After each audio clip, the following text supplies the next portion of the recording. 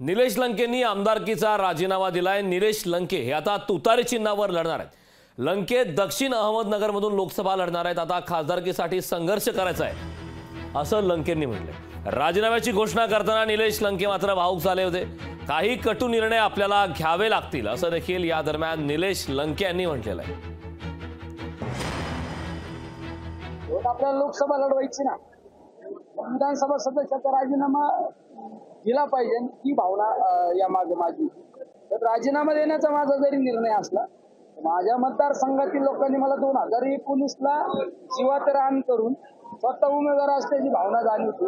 लोकवर्गणीतून मला आमदार केलं आणि त्या माझ्या माणसांना, माझ्या लोकांना विचारणं हे माझ्यासाठी महत्वाचं होतं।